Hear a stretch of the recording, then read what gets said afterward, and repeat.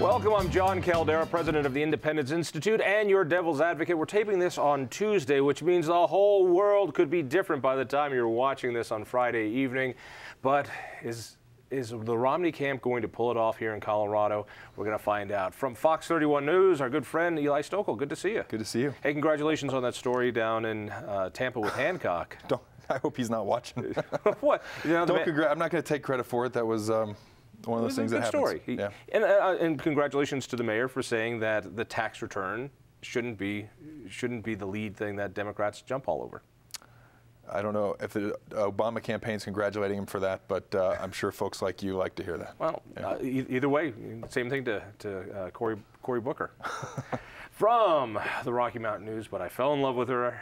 I fell in love with her at the Rocky Mountain News from the Denver Post. What I fell in love with you is the RTD guy, creating hell on earth. That was. I know. We were young and innocent. Well, we were young. You were young. Glad to have you. All right. There seems to be the spin factor now of Romney saying the Palestinians don't want peace with Israel, and then the great 47% remark. Let's talk about this. So, how bad is it for Romney that he said these things, and who taped them, and who gave it to Mother Jones Magazine? What did Colorado think? I mean, personally, I think he's largely right on both things that he said. What's the spin?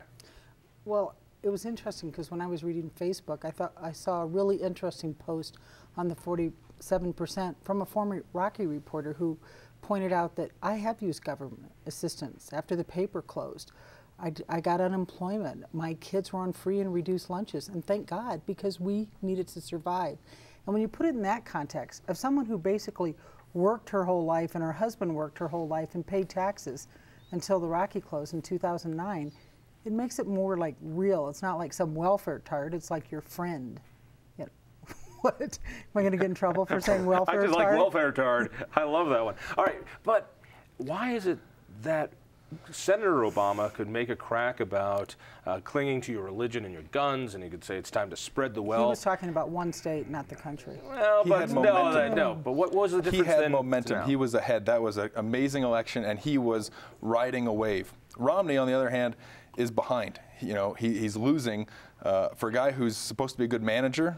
He's not managing a very smart or astute campaign. Well, his campaign's been all over the map. They can't get their message right. Romney's all over the place, you know, whether it's on Meet the Press saying that he doesn't want to repeal all of Obamacare when he's on the stump every day saying he does. There are just too many little misstatements and missteps where the campaign doesn't seem to be able to get out of its own way. If Mitt Romney were ahead, if he had momentum, this would be a smaller thing. If he were saying it on the stump instead of at a closed-door fundraiser with a bunch of rich people, it wouldn't be as big of a deal. And you're right. What he said, 47% of Americans, they don't pay income tax. That's not a new GOP talking point. It's the fact that he said it kind of in secret, and it's the disdain that he expressed or seemed to express for poor people that fits a caricature that's already there, that the Obama campaign's been trying to solidify this entire campaign. He's part of the country club set.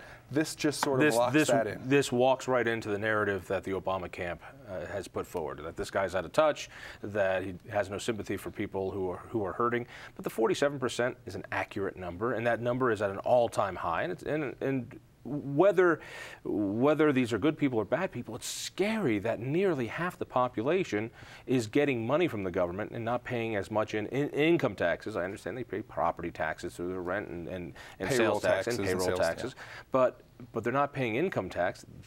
That concerns me from an economic point of view. But you talked about how this has jumped from 30% just 6 years ago. Yeah, about 6 years ago. And look what happened 4 years 6 ago, years. so was that 40? In the last 6 years, people who'd worked at the same job for 20, 25 years, had lived in the same home, lost a lot of things then. I mean, people lost their jobs, they lost their homes in unprecedented numbers. It's not surprising that that number would go up. But there's more to the campaign, the Palestinian comment, which was the Palestinians really don't want to have peace with Israel. I don't know if that's really all that off base.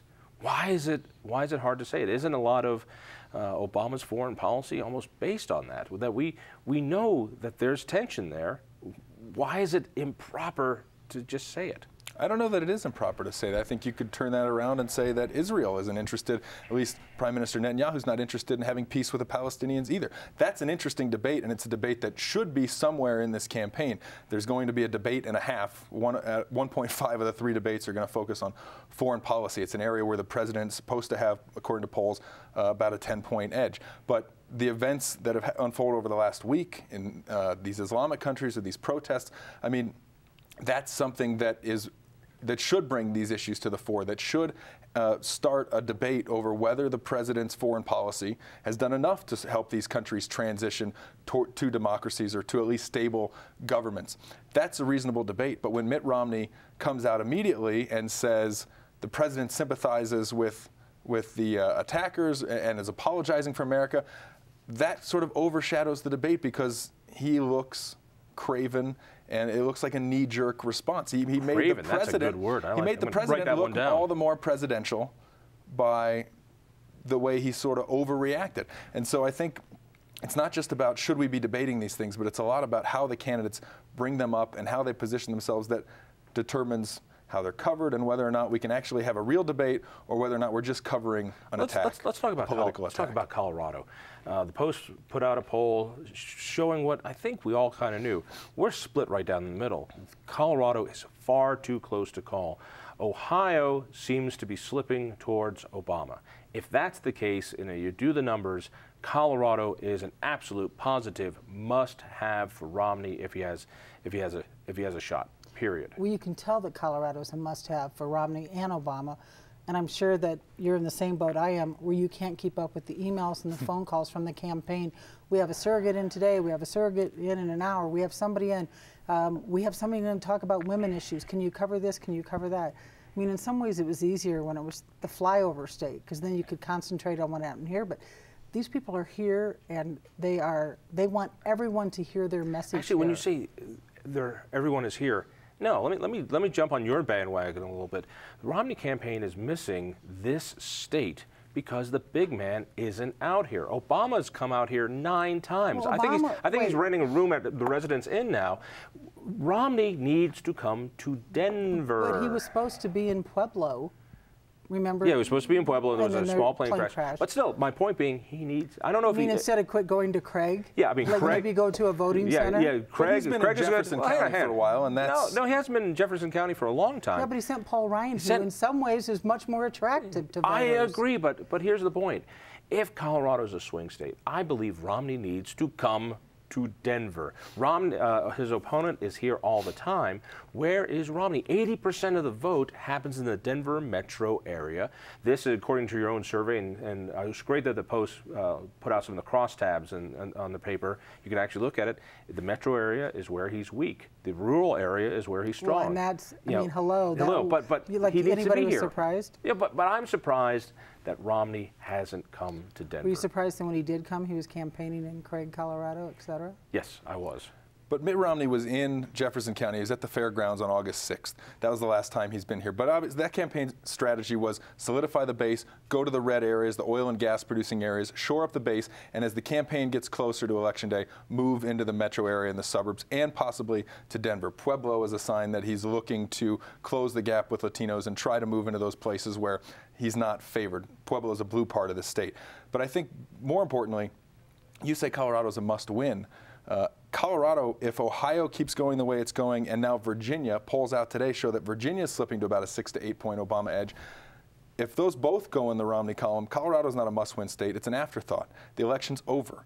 And so the way things are moving, I mean, this election, for all the hand-wringing, everything is still very close. The tracking poll today shows the president's post-DNC bounce pretty much gone. It's about a 1 or 2 point race nationally. But the swing states, all you got to do is, as Bill Clinton said, arithmetic. And if you total up the electoral votes, it doesn't really matter what the national tracking polls say. It matters getting to 270. And if Ohio and Virginia keep trending that way, if Romney can't change the trajectory of the race in a way that one of the brings analysts those states back that to I've him, seen he's in big show trouble. the 5 swing states outside of Ohio, being Nevada, Colorado, New Hampshire, Florida, and was it Virginia? I thought it was North Carolina or South Carolina, I forget. In any event, 220. The point being, if Romney loses Ohio, he has to pick up every single swing state, period. You're absolutely right. Yeah, he's got to run the board, and right now the only place he's ahead is North Carolina. He might have a chance in Wisconsin, but if they take Michigan and Pennsylvania off the table and say, okay, those are going blue, the path is very narrow for Romney. Is it too early to say that this thing is building momentum in Obama's favor, and that? I think it's way too early because I think 4 years ago it was the October implosion of the economy that, I mean, everybody kind of knew what was happening, but that just made it, you know, it was just over by then. I mean, look at just even with the Middle East situation and all that, you heard a lot of criticism of Obama and the State Department. There's still things that can go along and factor that. I guess that I'm always influenced by the people I know who I think are fairly democratic or fairly liberal or progressive, whatever word you want to use, who don't have jobs or don't have good jobs and are really frustrated with the president. What would the Romney camp have to do to win Colorado? What are they missing? I see a couple things. One, I see the Gary Johnson factor, which in your poll brought in 3%. Isn't that great? 3%. It showed, according to your poll, about 2 out of 3 Libertarian votes would have gone to Romney if the Libertarian wasn't there. Why do you think they're fighting to keep Romney or Johnson off the ballot in some of these states? Absolutely. The Republicans are. But here in Colorado, that's a factor, and to see the Libertarians do that could throw the race to Obama. But beyond that, what is it that Romney would have to do to come in here and solidify Colorado? I'm curious. Do you think if he sent Paul Ryan more? Because there seems to be a huge reception toward, I think there's a warmer reception toward Paul Ryan than there is to Mitt Romney. I will agree with you. One, he seems more genuine. He seems more energetic. I think people in the swing can agree with him, and I think people like the plain talk he has about the economy. I think that's a good part. At the end of the day, though, I don't know that these undecided voters are going to make up their minds based on who's the number 2 on the ticket. The enthusiasm is there for Paul Ryan, but at the end of the day, Mitt Romney has to make the sale, and he has to do something. Do you honestly believe there's undecided voters? Yeah, I think there's a few. Yeah. If there weren't, then I don't know why we're all sort of. I don't know why there's undecided voters. I can't imagine. There are no two more different people. I talked to one in my newsroom the other day. He's the web manager, and he said, I really don't know. I never vote party line, and I still don't know what I'm going to do. He's a smart guy. He has the news on at his desk every day. He's in charge of all the news stories that go out. And he doesn't know. I mean, there are people. It's a small, shrinking middle. I mean, it's still a base election. You've got to turn out your base. It comes down to organization. But Romney has to change the trajectory when it comes somehow. to organization, I will say this about Obama. They have an amazing statewide organization. I think they have an office. I mean, I laugh. These people open up in Highlands Ranch. They don't care. They've got offices everywhere. They'll go into enemy territory. Not only that, the voter registration drives that the Obama team is doing, not only through Planned Parenthood, which has a couple dozen field offices, but the SEIU and their myriad of different groups that work with them. I mean, they're out there. The unions are so powerful. They are very powerful. Yeah, they are. No, but the point being. Well, the college campuses. Right, the point being that you're right, that the Team Obama has the sophistication to do the dirty work of registration drives, opening up field offices. I'm hearing from Republicans that they go to the victory office for Romney, they can't get any yard signs. It's like, you got hundreds of millions of dollars. Buy some damn yard signs for those people who want it. The other thing about their victory office is, you know where it's located because it's in Jefferson County, right where you guys used to be. You drive there, it's hard to figure out which is theirs because it all kind of looks the same, like those Russian buildings. And I'm like, have something that looks like a presence, like this is Romney's headquarters. I think the most troubling thing, if I'm a Republican who wants Romney to win Colorado, is you look at the map and you look at the past several cycles and you see how Democrats have run successful statewide by winning Republican women. They've picked off women voters. And if you look at the polls, right now, Obama here has about a 10-point edge or so with women. He's only down about 3 or 4. According to the Post poll, that was more like 6 or 8%. I mean, it wasn't $10, 18%. What's he down with men? It's not as much. Right. The gap's not as much. And so if you're winning women by a larger margin than you're losing men, and more women in Colorado vote, if you just, again, do the math, it's very hard. I think Romney needs not only an amazing voter turnout effort at the end of this, but he needs to do something soon, because mail ballots, people start voting in about a month. And so that October 3rd debate here in Denver is going to get a ton of local coverage in addition to millions of eyeballs nationally. I think that becomes one of his last key opportunities to really cross that believability threshold where people will say, okay, I actually can see you being the president, because I don't think that's happened yet. But you know, when you talk about the women's thing, I actually think where Republicans have done really well this cycle is I always say I was shocked that 2 years ago I felt like, you know, Ken Buck was down and people were kicking him you know where, and there wasn't any Republicans to defend him. They just sat and watched it happen. This time, months ago, Republican women said, we're not gonna let this fake war on women. We're not going to let this whole, oh, women are so hosed if Romney becomes president. We're not going to let that happen. We're going to fight this every chance we get. And they're, I think, very effective in saying, so-and-so's in town, can we have a quote, can we have a comment, of doing focus groups, of telling people, what are your issues? And they say, it's not contraceptive, it's jobs and the economy and grocery costs and gas costs. Yeah, and that speaks to the whole Romney campaign's macro approach. With everyone, you say, why should women or Latinos vote for you? They say the same thing, because of the economy, because everyone benefits when we turn around and fix the economy. And you're right, I mean, Francis Owens, Jane Norton, all these people who have been out there sort of being very public and talking about that, it is an improvement in terms of answering the Democrats' message when they talk about this war on women and bring Sandra Fluke to town.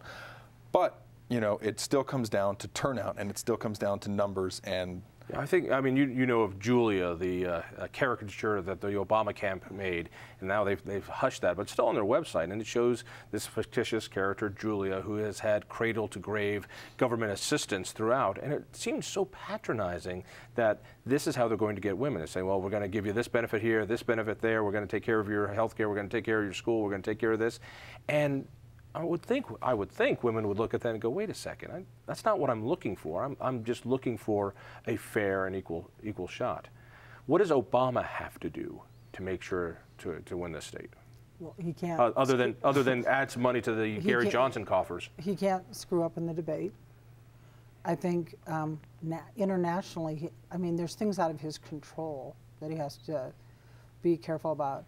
And even though, I'm actually more of the belief that the polls are even, that it's this kind of flipping back and forth. And I think the next 4 weeks before the ballots go out here, because everybody in Colorado, not everybody, but it's amazing how many people here vote right when they get their ballots. Yeah. Because we always get the calls, I want to switch my vote and I already turned in, what do I do? I hate mail-in ballots. Now, I understand that campaigns love mail-in ballots, and if you don't understand why, it's because they record when you get them back, and once you're off the list, you don't get called, you don't get cards, you don't get people knocking on your door, which is nice. But a lot of the down ticket items as well don't get heard. So not only do we not see the full dance of these two fighters, the full boxing match until between the candidates, but these down ticket items, including a whole bunch of tax and spend issues on the local level this year, and a couple of the initiatives. Let's switch to a couple of these initiatives as well. The big one that seems to be fun is the pot initiative, and people have got their panties in a bind about this one way or the other. Your paper says it's got a tiny lead, 51%. To me, and as a guy who's done a lot of initiative work, that's a kiss of death. That if they're not in the high 50s, closer to 60 at this point, they lose. And those undecided voters on pot, those become no votes. So tell me if I'm... Well, and actually, you look at other states that have similar type measures, they start out strong. It sounds great. And then as it gets closer and closer, it just goes down. People look at the ramifications. I mean, people really are not just now paying attention to that ballot measure, unless you're deeply involved in it. The other thing is the opponents have going for them is such a cross measure of people who oppose it, like the unlikely allies, as I call it. Well, and also the unlikely allies for it. Not only do you have the usual stoners, but you've got conservatives like Tom Tancredo who popped out and said, this war on drugs is too expensive. This is ridiculous. The one that's really fun to watch are the medical marijuana dispensaries. They don't want the competition. The last thing they want is an open marketplace for marijuana, so they're working against it as well as a protected interest. Does it pass? I don't think so. I don't think so either. I mean, if you look at just based on what's happened in other states with similar types social things like that, I think no. I mean, interesting that Governor Hickenlooper came out against it and said that I don't want Colorado to be known for this. You know, the governor's usually has his finger on the pulse of where things are going and is pretty strategic.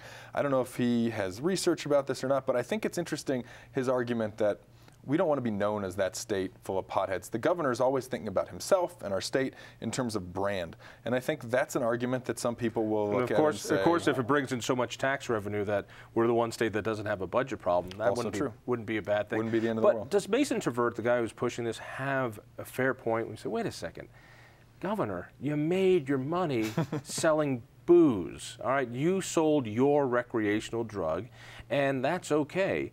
Why can't we have this recreational drug that doesn't seem to be that much more dangerous or perhaps not nearly as dangerous? Well, I think it's a fair point that he brings up. And Hickenlooper knew he was going to get creamed by it. You know, I wouldn't say he got creamed, but I mean, well, I think it's a fair complaint. That was going to be their argument. I don't think a lot of people, though, the problem with that is I don't think a lot of people equate the two. Yeah, Mason does. Mason's been saying that forever. Well, Mason's, forever. This is safer than alcohol. Everyone dies in, alcohol-related crashes, and marijuana, is much safer. That's the whole argument. But like Lynn says, does that resonate with everybody? I don't think so. The group that's most interesting were the guys who were potheads when they were in college, but are parents now who don't want that. When a few years ago they were going, oh man, yeah, this makes sense. Yeah, are you speaking from? No, my whole drug experience was. Tried it, made me cough, went back to beer. This was not my drug of choice in college. Psychedelics. It was shrooms for me, man. Only shrooms. His drug of choice was fast women. fast women and cheap cars. Yeah. The other initiative that's odd is this corporate personhood initiative that Common Cause is putting. Letter to Santa Claus? Letter to Santa Claus. And if I understand this properly, let me see if I got this right. They didn't like the Citizens United case from the Supreme Court. So they're saying, we are telling our federal delegation that they need to vote for a constitutional amendment that gets rid of Citizens United, and they call it corporate personhood. I know it's a lot of work and a lot of money to get something on the ballot. I've done it. It ain't easy. And I don't understand why you do it for something that was purely symbolic. Am I off on this or not? The irony, Common Cause, who helped put Amendment 15 and Amendment 27 on the ballot, campaign finance, limits that Coloradans passed because, it's like puppies and kittens, and that helped drive money underground. People will say that it went. I mean, the people who fight for that stuff say you should be able to donate what you want, but you should be able to know who's donating it. It's all secret money now. Yeah, isn't it funny that campaign finance reform, and I'm convinced that George W. signed McCain-Feingold, absolutely assured that the Supreme Court would kick it right out because it was so blatantly anti-First Amendment. They didn't. Now they're starting to go back and dismantle it piece by piece, starting with Citizens United. But it was those initiatives that drove all this money underground. We don't know who's paying for what. Yeah, it's an interesting point, and I think, at the end of this cycle, when people have been seeing this deluge of ads for months and months, and they finally get their ballots in their hand, I think it's conceivable that enough voters could look at this and say, good riddance to these corporate ads. I don't ever want to see them ever again. But at the end of the day, who cares? Because that doesn't get rid of them. What does it do? It just sends a letter to Santa Claus. I don't even think people know what it is. Right. Yeah. And there's no money behind it. We're not going to see ads for it on TV. The real sad thing, I think we're seeing this particularly in the legislative races, which are now going to start popping up. Remember, we've got a state house that's Republican by one single vote. It's beautiful. You love it. Is that candidates aren't in control of their own campaigns. So if you're running for the state house or a state senate, you can get $400 bucks. $400 from every person. But these other committees can be unlimited, but you can't coordinate with them. So if they do something that screws up your campaign or brands you in a way you don't like, you have absolutely no control over it. And actually, I think you saw some of that in an earlier race. I always remember in 2000, there was a Democratic rancher who kept taking time away from debates and campaigning to say, I don't believe in these ads attacking my opponent, who was Jack Taylor, the Republican, and it really took away from the race. Yeah, the message is controlled by the 527, the special interest groups. We're not always certain who's donating that money, and they can say whatever they want, and they do. I mean, you can really stretch a vote. we've only got a couple minutes left. Let's go over the congressional races, because outside of that, these are going to be the big decisions, and our congressional seats have all been messed up now. They're completely different. You don't know who you're. A lot of people are like, Jared Polis is now my congressman. So I think the one that's most interesting is the 7th, where we have Perlmutter and Joe Coors. And I'm going to say Joe Coors, when this started, I was like, what are you doing? You're wasting your time. But he seems to be gathering more and more momentum, and I think he's really enjoying the campaign. You just said the right word there, because I will say that I've been shocked by Joe. Enjoy is the correct word. He loves this, and I remember Pete Coors was a little more, you know, criticism seemed to stun him, or he was retreated by it. He always seemed a little uncomfortable. If you tell Joe somebody says something about him, I wrote a blog where they were talking about his wealth, and I called him a cross between Thurston Howell III and Robin Leach, and he laughed. If that had been Pete Coors, Bill Owens would have called to say, why are you writing this about Pete Coors? He is enjoying it, whether he can... And he's connecting with voters in the district on a very retail level, and that's what it takes. He has a great ad where he's driving around in his car and talking about energy. His Prius. No, it's his Volt. Okay. It's his Chevy Volt. But the thing is, Ed Perlmutter is, I think, an incredibly hard guy to beat. People love Ed. I went to events 2 years ago where they said there's only going to be 2 speakers. 20 people lined up because they all wanted to say something great about Ed.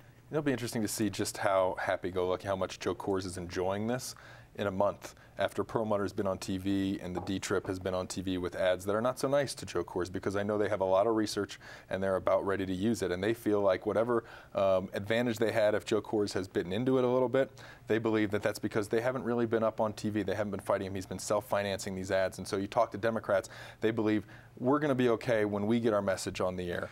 Oh, there's nothing like some good old-fashioned mudslinging. Eli, thank you so much. Lynn, thank you so much. Oh my God, is it going to be a fun fall. Hey, listen for me every Sunday on KHOW, that's 630 KHOW. Tell a friend about the Independence Institute. We'll see you next week.